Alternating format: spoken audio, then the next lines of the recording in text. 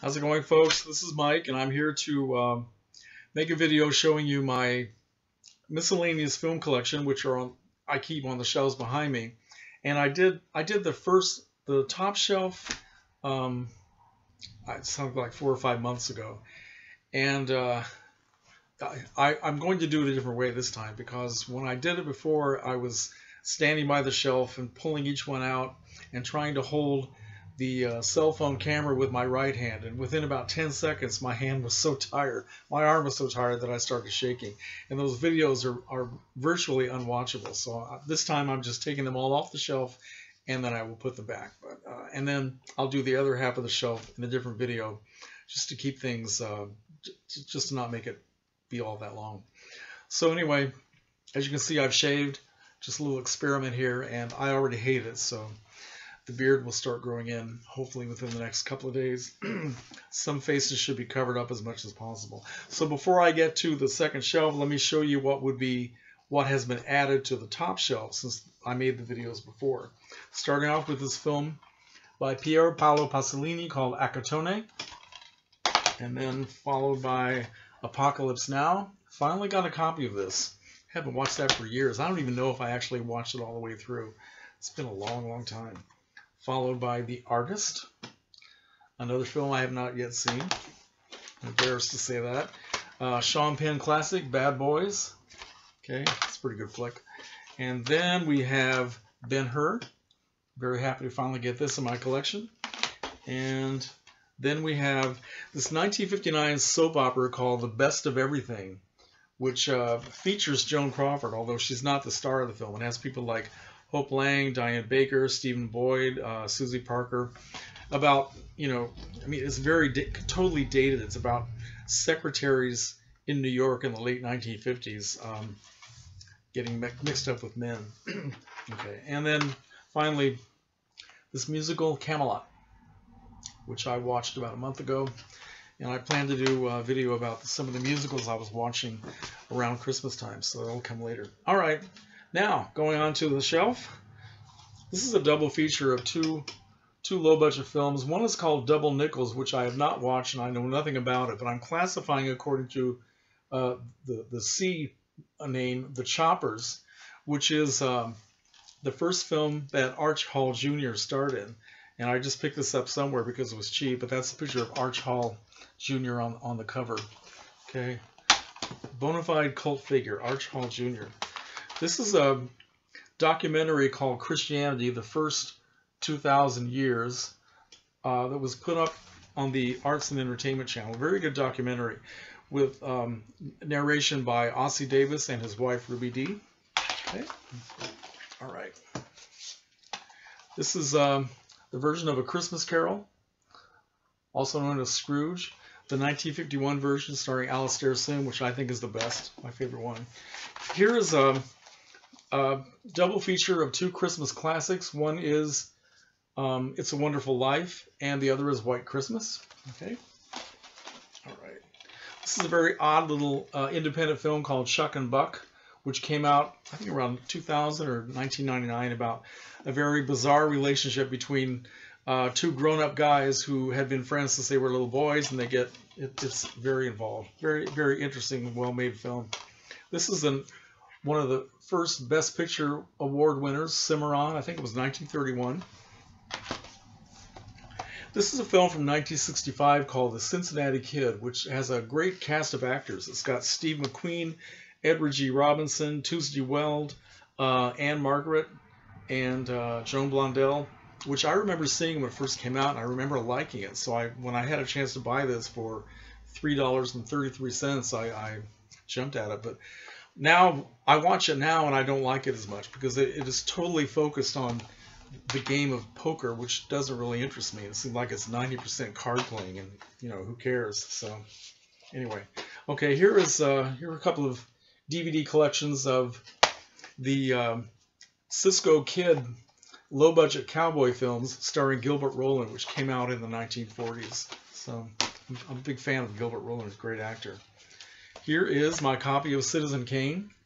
Don't need to say much about that. Then we have This is a very odd little film that I bought at Big Lots for $3. In fact, most of the things you see behind me are things that I picked up at Big Lots in the last few years, and a lot of them I haven't watched yet. But I did watch this. Robert De Niro in City by the Sea. Also features Frances McDormand and James Franco. Very, very good film. I was surprised. Good performance by De Niro.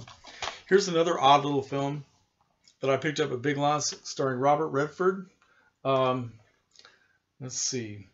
Willem Dafoe and Helen Mirren. It's called The Clearing. Kind of a psychological murder mystery. Very, very good. Very good little flick.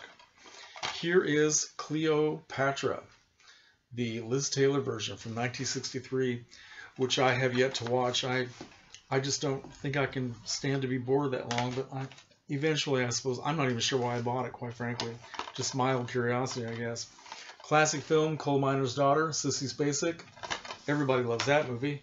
Here's a nice little black and white film by Jim Jarmusch called Coffee and Cigarettes, which, if you haven't seen this, it's a collection of little short, just like vignettes between a whole cast of characters, actors like Roberto Benigni, Stephen Wright, let's see, Cate Blanchett, that's one of the best parts, has Iggy Pop, it has my phone ringing, Bill Murray is in it, Steve Buscemi, very cool stuff. Here we have a great English movie called Cold Comfort Farm, starring Kate Beckinsale, and let's see, it's Rufus Sewell is in it, and Ian McKellen, about a bizarre group of people living on this this farm way out in the hinterlands of England, and it's very funny. It's a very funny movie.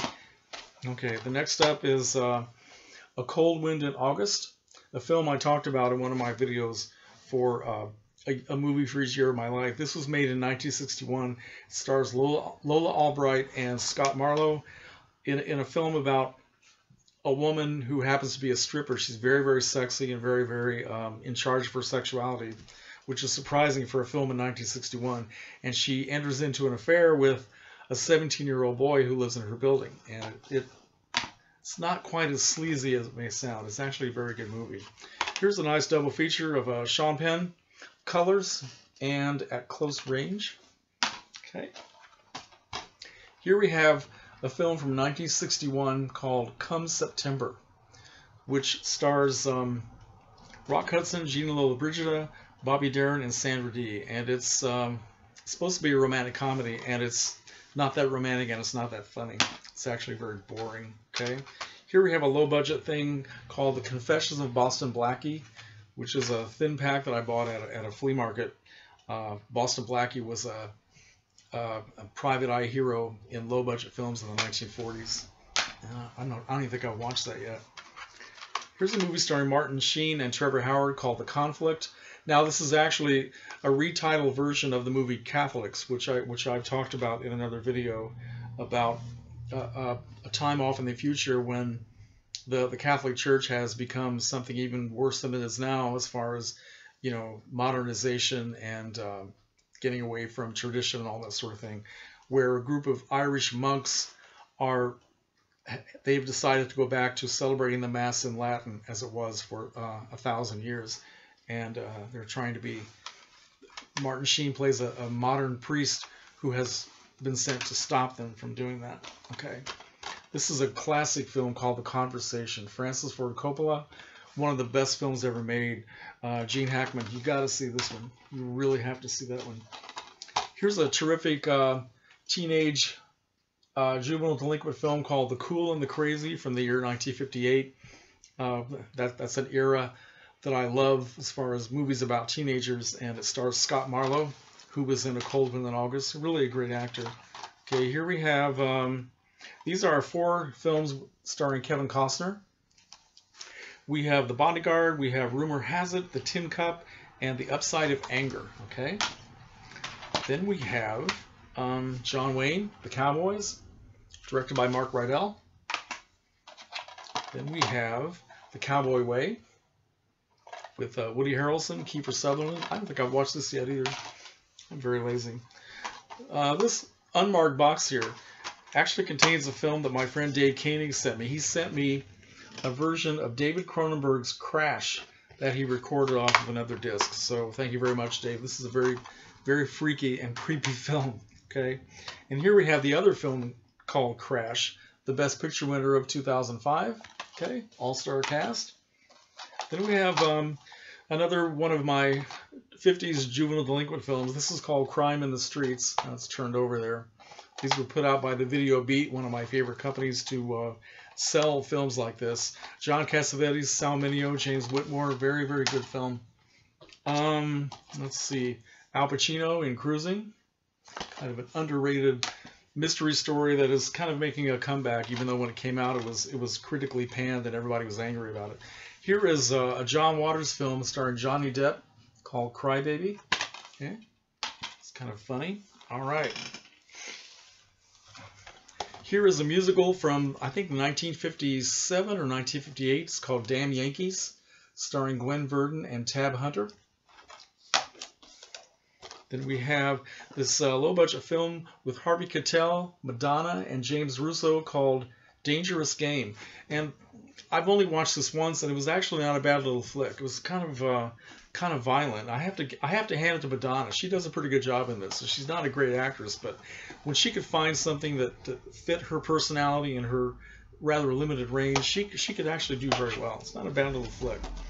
Here's a film that I bought for $3 that I don't like at all. It's called The Dangerous Lives of Altar Boys, starring Jodie Foster. It's all about what's going on in a Catholic school, and Jodie Foster plays a nun, and it's really not that good. I have a feeling I will probably be giving this away or trading it off sometime.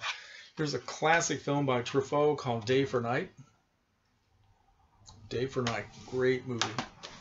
Here is a double feature from Something Weird Video. Two films. One is called The Day of the Nightmare, and the other is The Scream of the Butterfly, with loads of extra features that Something Weird is pretty well known for doing. I don't know how to explain these, but they are exploitation films. Have a lot to do with sex and weirdness. So, okay. Here's a film, oh, well, Days of Heaven, okay? Now, I still don't have the Criterion version of this, but this is good enough for right now. One of my favorite films of all time. Days of Heaven, Richard Gere, Brooke Adams, Sam Shepard, Linda Manns. Just a beautiful, beautiful movie, directed by Terrence Malick. Then we have this classic from the early 60s, Jack Lemmon and Lee Remick in Days of Wine and Roses, directed by Blake Edwards. All right. Clint Eastwood in The Deadpool, which is, I think, probably the second or third film in the Dirty Harry collection. I picked all these up at Big Lots. Haven't watched them yet. Here's Arch Hall Jr. again. This is Deadwood 76. It's a Western that he made in, I think, 64, maybe 63, directed by his father, Arch Sr. Okay, here are the three classic films starring James Dean. We have East of Eden, Rebel Without a Cause, and Giant. Okay. This is a German-made film called Death and Diamonds, starring American actor George Nader. He made a series of, I think they were like spy movies, and I think the name of the character was Jerry Cotton, and he made a whole string of these in Europe in the 1960s. And I only managed to get this one from Sinister Cinema, which is very cool. Okay, this is a very good modern-day film noir called The Deep End, starring Tilda Swinton. You can see my, I haven't opened this yet. I saw this at the theater when it came out. There's my $3 Big Lots price tag. Very, very good movie. Okay, then we have The Deer Hunter. Okay, great classic film. Here we have a collection of films starring Marlene Dietrich. It's called the Marlene Dietrich Glamour Collection. It has films like Morocco. Let's see. I need my damn glasses. Morocco, Blonde Venus, The Devil is a Woman, The Flame of New Orleans, and Golden Earrings. Okay, Marlene Dietrich. Then we have Deliverance, classic adventure movie with John Voight, Burt Reynolds. The Departed, which I finally bought a copy of. Still have not watched it. Then we have this 1971 film starring Shirley MacLaine and Kenneth Mars. It's called Desperate Characters.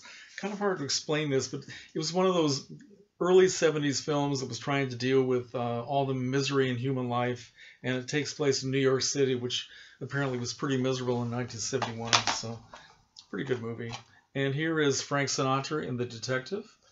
Okay, and then we have finally a silent film that I've talked about many, many times, The Diary of a Lost Girl, starring the beautiful Louise Brooks, directed by G.W. Pabst, from 1929. Okay, so that's the end of my video, and I will come back and do the rest of the shelf and then hopefully the rest of the system later on. Thanks for watching.